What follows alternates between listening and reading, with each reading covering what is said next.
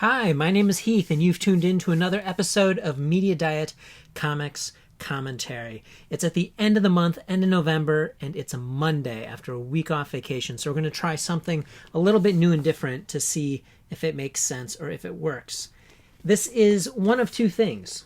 This is an introduction to the idea of previews, if you are new to the concept, but it's also a guide to the comics that I recommend for January 2021. So as you do your pull or your order with your local comic book shop based on what's in previews, you can check out some of the things that I'm going to be checking out or that I recommend that you check out. So for those of you that are new, Previews is a relatively thick tome. You used to be able to get it free at some shops if you did a pull service with them. Some places you have to pay now. But the basic idea is that it is Diamond Distribution's consumer-facing distribution catalog that consumers can use to see what comics are coming out in a given month, see what books, magazines, clothing, accessories, toys, anything and everything that might be distributed to comic shops. And so how it works is that you've got the issue date of the actual magalog or catalog here, November 2020. This one's been out a while, but the thing that matters is this. It is stuff that's going to be in shops in January 2021. So if you're not used to doing this, if you don't already have a pull service with your local comic shop, this part is for you. And then the back half of this will be for everybody, the comics I recommend for January 2021. So this is kind of the catalog. There's also a sister volume that's just specific to Marvel, and this comes with it. And I believe there's also one that's available for Image, though I do not have a copy of that for this. And so, again, just a reminder, dated November 2020, but it's for stuff coming out in January 2021. And so usually your store will want you to turn in your order to them, either using Preview Pull Box, which is this online pull service, or just keeping a list with them. Some have a little worksheet or checklist that you can check to get started by the end of the month. And so I think the date for my shop here in Culver City was something like November 28th to get the order in order to get the books for January 2021. Because what the stores do is they take the pre-order, they take what they want to have on the shelves, combine them, and that's what their book order is to the distributor for the month at hand.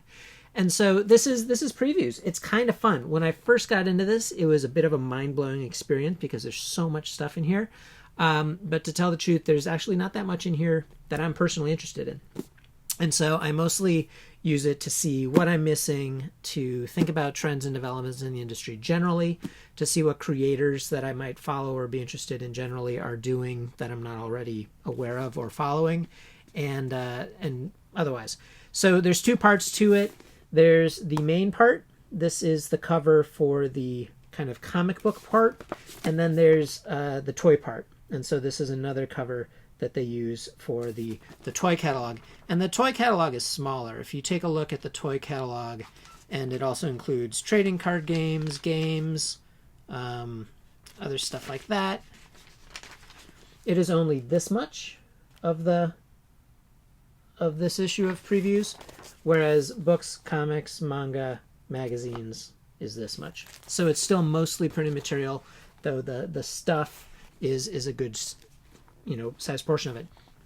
I don't look much on this side because I don't buy the toys. And even the games or the trading cards, there's another publication called Game Trade Monthly that does a better job looking at games than this does. Trading cards, I actually don't spend too much time looking at this, so I haven't necessarily assessed that. So let's take a look at what is coming out in January 2021. Before we do that, the front matter has some things in it that are worthwhile. One, there will be ads from publishers kind of throughout, in addition to the retail listing write-up. So this is one that I've dog-eared. It's for an event that's happening, coming to us from Dynamite, and it's a Red Sonja miniseries focused on the superpowers. And basically it's written by Dan Abnett, and it seems to be a crossover series bringing together a superhero team, which may or may not be an actual superhero team, and Red Sonja. Either she discovers that she has superpowers or she falls in with these people who do, and the miniseries explores that. Something else I've dog-eared. This is exciting. This is a fellow whose work I've seen in the past and whose stuff I've picked up in the past. His name's Brandon Graham. He's just a few years younger than me, 44 years old, grandson of pinup artist Bill Randall. Grew up in Seattle around graffiti and comics. So he used to be part of the arts collective Meat House. And Meat House, I believe, actually did an anthology comic or minis called Meat House. But he's also done a number of books for mostly Image. This is an interview with him focusing on his new series for Image, Rain Like Hammers, which will start in January. But he's also done other books, including Prophet and Island. And I think Island is the book that I might have picked up from Image in the past. I'm remembering a slightly different trim size, slightly taller than your standard sized comic. So it's neat to see a creator like him, even though he's with a larger mainstream publisher like Image, relatively indie creator, coming out of mini comics, coming out of self-publishing. Meat House was a wonderful, wonderful collective, and it's an article and interview with him to all the readers of previews, and hopefully will bring his work to a broader audience. It also asks him about some other things that he's working on and what fun titles he's reading. And so this is kind of neat. He's reading the manga series Gold Digger as well as Megahex from Simon Hanselman.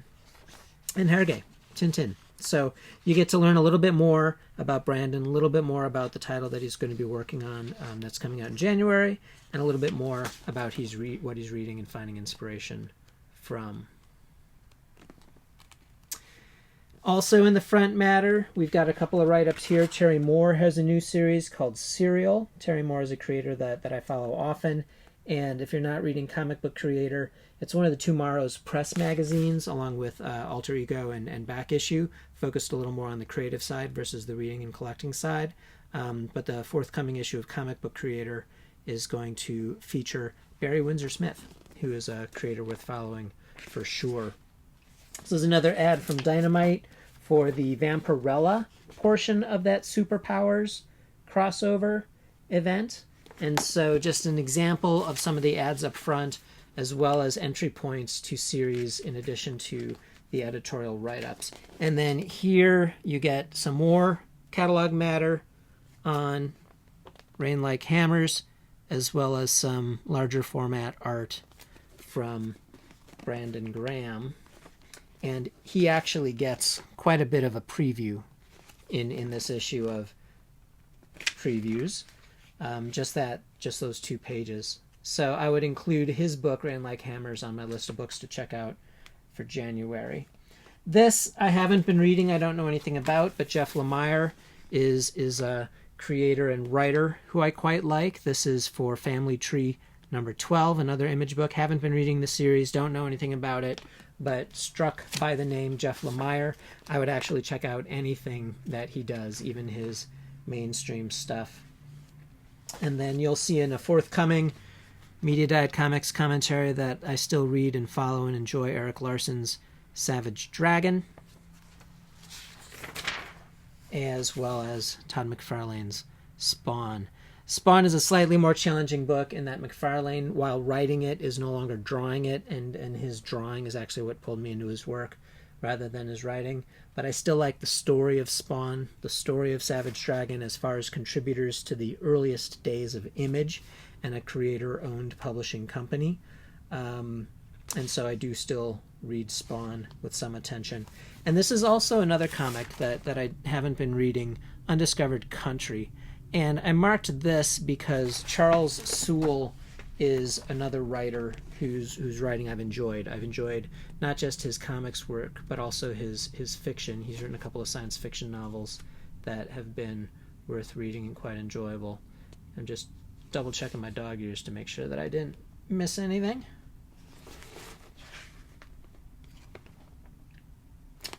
I'm up to place. All right.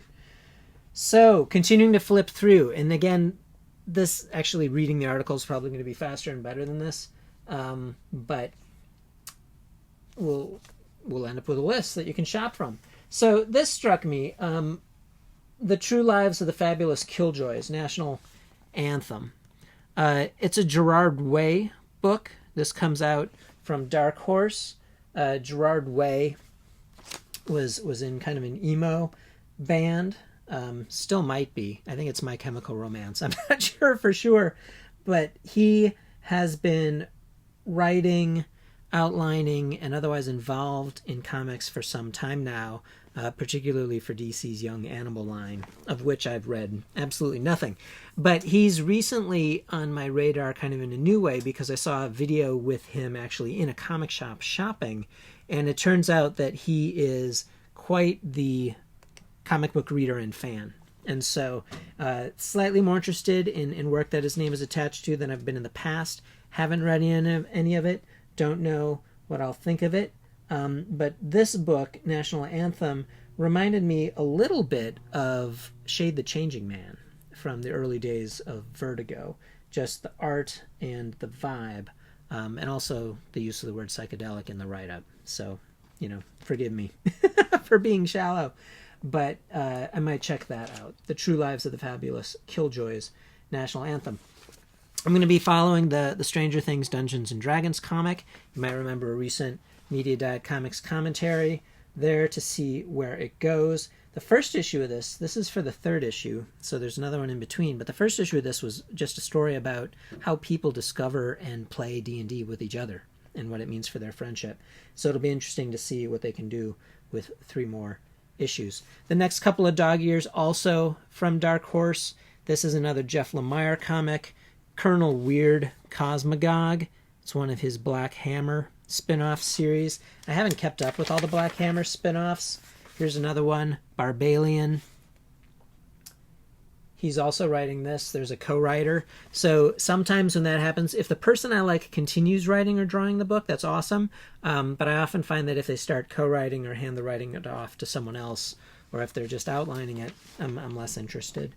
But Barbalian is another Black Hammer spin-off. Those of you who enjoyed the Bill and Ted review recently, that'll be collected and available in January. And this book, a friend of mine actually on Facebook in response to one of my reviews, a friend recommended this Spy Island. And it's written by Chelsea Kane, who did another comic that I enjoyed recently called Manhunters, I believe was the title. Man Killers? Man-Eaters. It was about women who turn into feral cats, and kind of a science fiction story about gender and puberty, maturation, and so forth. But I hadn't heard anything about Spy Island. He's been enjoying it thoroughly, and it's collected and will be available in January. Also available in January is a collection of a new ElfQuest volume. Wendy and Richie Pini, wonderful creators, long storied history in comics. ElfQuest, a wonderful property and title. Don't really enjoy it as much as I did in the early days. Art's slightly different. Story has wandered a little bit, but still intensely supportive of the book and a big fan. So their recent Stargazer's Hunt storyline is being collected. Let's see what else is coming out in January. You can get Dark Horse face masks. This is actually one of those products that might be worth getting, even if you're not into getting toys. The neat one here, I think, just based on what we've already been talking about, is the Umbrella Academy face mask because of the Gerard Way tie-in. He did the independent comic, The Umbrella Academy, which has since been adapted into a TV program. See, coming up, this is IDW now. It's organized by publisher. And so you get all the big publishers up front, and then smaller publishers get less space later back in the book. But if you've enjoyed the Teenage Mutant Ninja Turtles reviews lately, this Leonardo book is going to be worth getting in January. It's going to be a collection of reprints, some including Eastman and Laird work, best stories of Leonardo over the character set's history.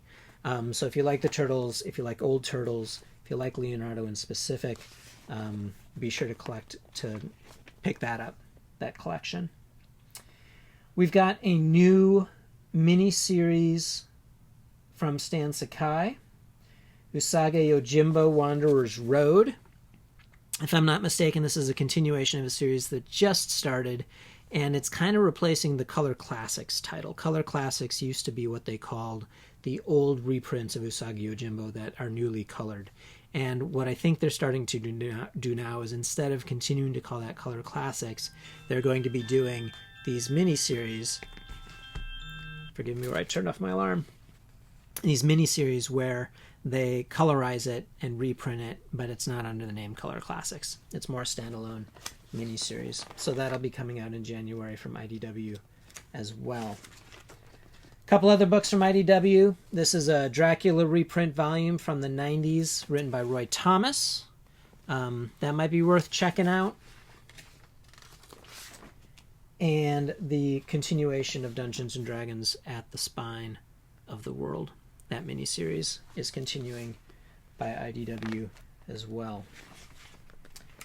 And then this looked interesting. This might be a good Christmas gift. If you've got a younger reader or someone who's not really into comics but likes children's movies or children's books, this IDW collection of Corgi, wordless comics, relatively kind of fantastically drawn, looks like a beautiful fantasy. That title caught my eye as a gift idea for somebody, even though it's not something that I would normally be drawn to as a reader myself. And then we get into the more super stuff. So you saw the ads for the Red Sonja event. You saw the ads for the Vampirella event. Here's their actual catalog listing. He gets all the variant covers there. Boy, howdy, variant covers. Get the Vampirella ongoing series. I thought the Vampirella event was there too.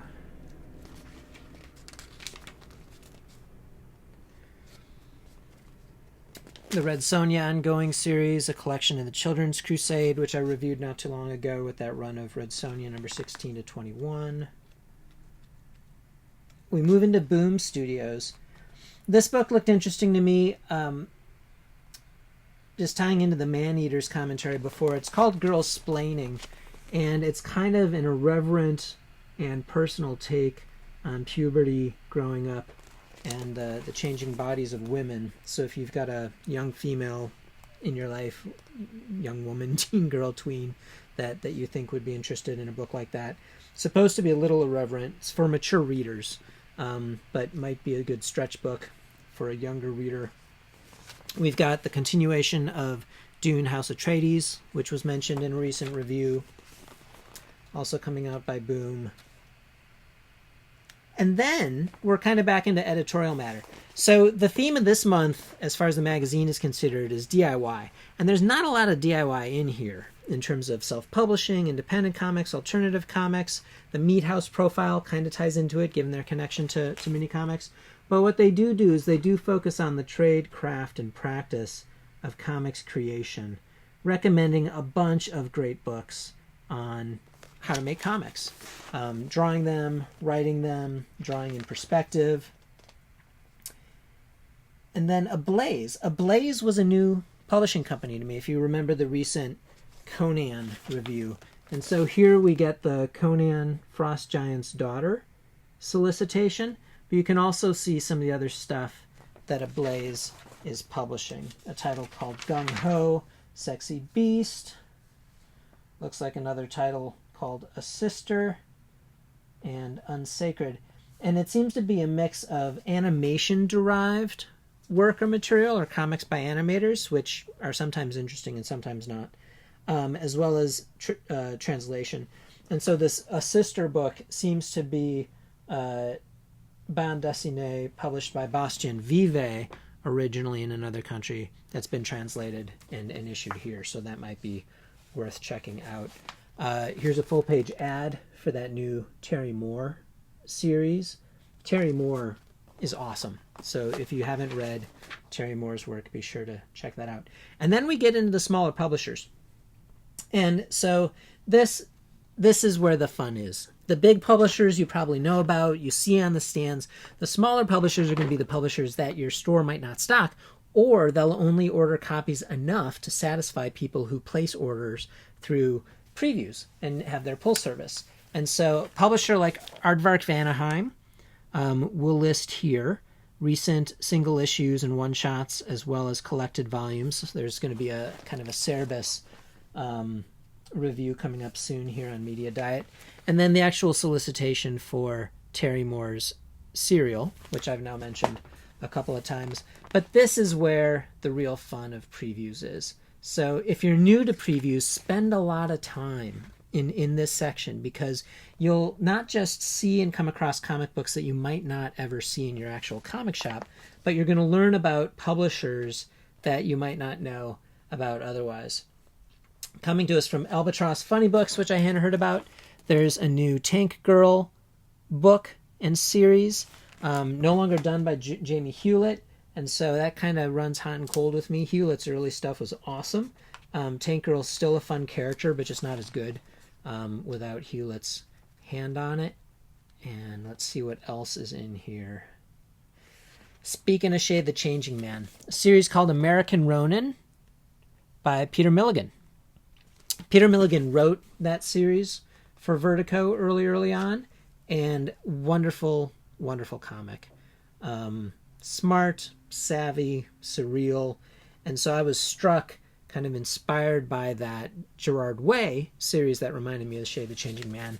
Then Peter Milligan's name caught my eye, and so I might check out American Ronin in January. This art struck me. I don't know anything about the publishing company, Behemoth Comics, or the creators, Damian Connolly and Kundo Crunch, but this art for Barnabas Jones struck me as something that might be worth checking out.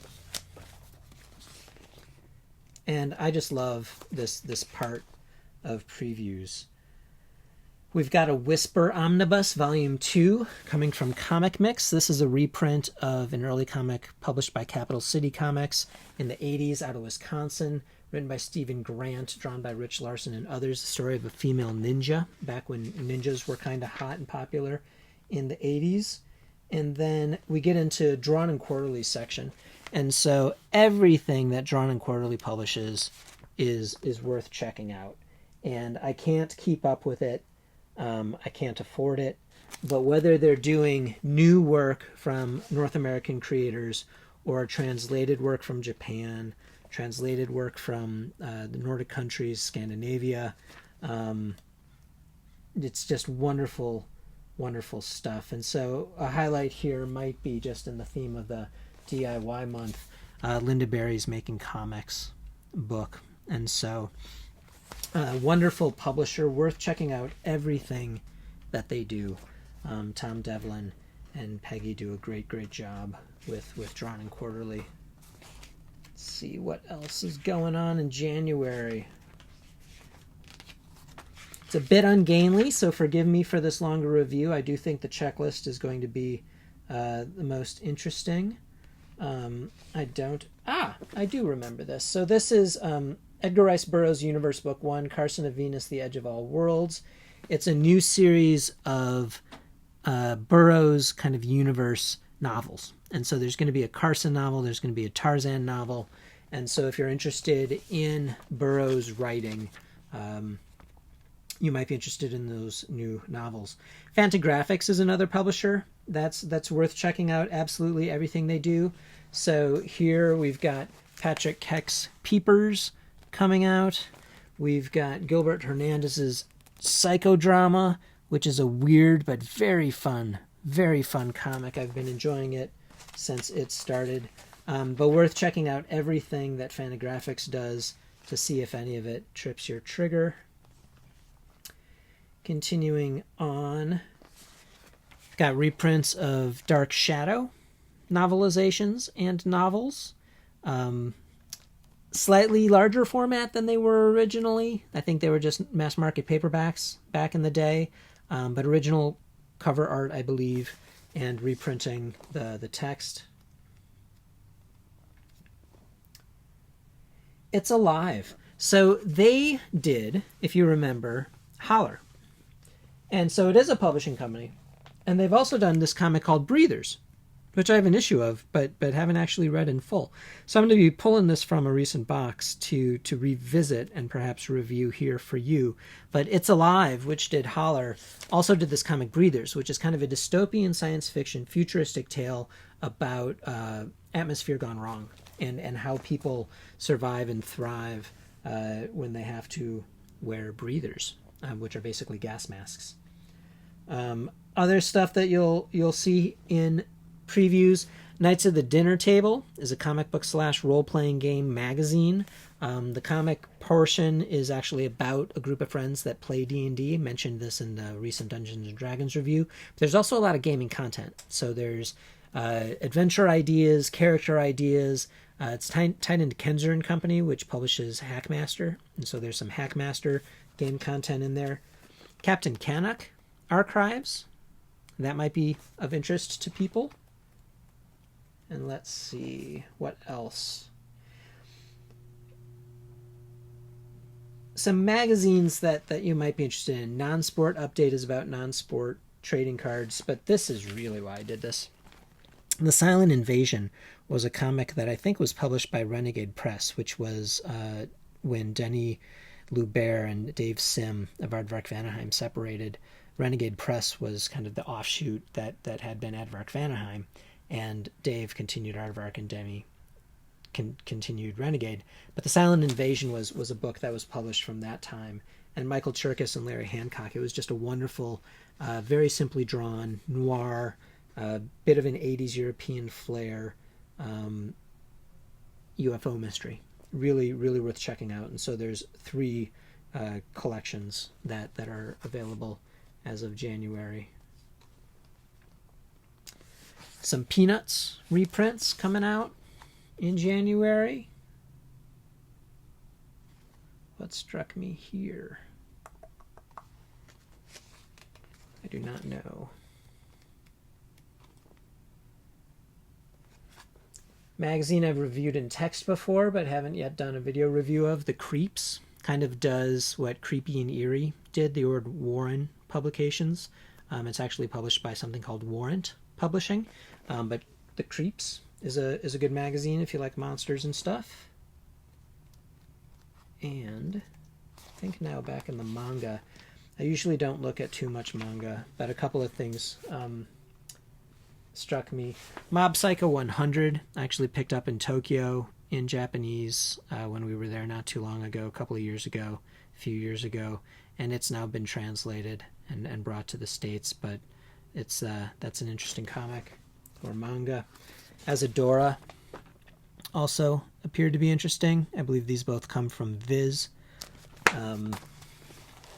There's a lot of manga. It's not all my bag. This collection of Jiro Taniguchi's A Distant Neighborhood struck me as potentially interesting. And